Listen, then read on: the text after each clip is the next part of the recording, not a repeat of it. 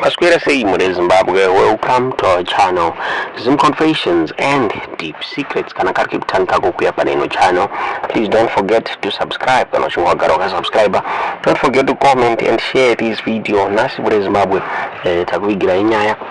The Zimbabwe Electoral Commission ZEC iyo ya yenda ni delegation yayo ku Russia kwa vakaenda kuno observe my elections ari kuitwa ku Russia muri Zimbabwe.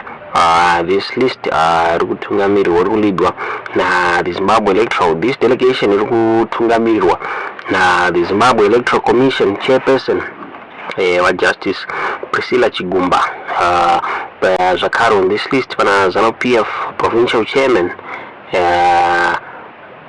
zvakare poita honorable Messi Mugomo na senator Tongogara pamwechete na comrade Chamwarira among others muri Zimbabwe. So this list my delegations Aenda kuno observe my elections ari kuitwa ku Russia, kuma presidential elections ari kuitwa ku Russia. So naenda ikoko kuno observe my elections Hazvina Kupera Mushe vanhu va commenter on this issue. So pane Twitter user yabuda pa Twitter weanonzi Christian Charumbira weabuda achiti the Zimbabwe Electoral Commission delegation officials are in Russia to observe the Russian elections. Also on the delegation on the delegation list has Zimbabwe Electoral Commission Priscilla Justice Chigumba and the Zanu-PF provincial chairperson. And there's a Mberi achiti on this Anzanzi Robson Mavinyengwa, Honorable Messi Mugomo, Senator Tongogara, and Comrade Chamu, among others. Wanakawanda varaja kusafara nichiti kuichiskanzi ne one of my Twitter users abuda comment so Zanu-PF a party went with ZEC can go with CCC and other parties. Those are Buddha stories. Why is it that ZEC yakwenda the battle is Zanu-PF? Yes, afana kwenda sawa ne ZEC erekuti pane ZEC chete rekuti vanoobserve my elections and it shows kuti ZEC iri mukati me Zanu-PF. Tisingaziye kuti munoona sei nyaya iyi muri Zimbabwe. Vanabuda comment on this issue, vamwe vakachema vamwe vakacongratulate ZEC on this invitation kuinvitwa kwaitwa ZEC kuma elections eku Russia, one of my superpowers, and it shows kuti the Zimbabwe Electoral Commission iri very prominent zvikanzi recognition yavapiwa zvikanzi inoratidza kuti nyika yedu iri inorecognizwawo nedzimwe nyika muri Zimbabwe. Vamwe vataurawo vachiti kuinvitwa kwaitwa ZEC Aenda kunotora tactics ekuzoshandisa mu the next election muri Zimbabwe. Inza vana kuenda kuno observe my elections aenda unoona tactics ekuzoshandisa in the next election. Apo zvakamboitika zvakare before my elections akaitwa muri Zimbabwe mugore 2019. Ana Priscilla Chigumba vakaenda zvakare nemamwe members eZEC vakaenda ku Russia muri Zimbabwe kwavainzi vaenda on the benchmarking muri Zimbabwe. Vanhu vakataura vachiti no vaenda kunoona kuti my elections anobirirwa sei. Tisingaziva kuti munoona sei nyaya iyi. Zvakare yakambonetsa pane nyaya yakambonetsa zvakare maweeks apfuura the Botswana Independent Electoral Commission yakavhizita muZimbabwe ichiti yakauya kuzoona the expertise yekuholda ma-successful elections since Zimbabwe irunzi yakaita ma-successful elections last year muri Zimbabwe.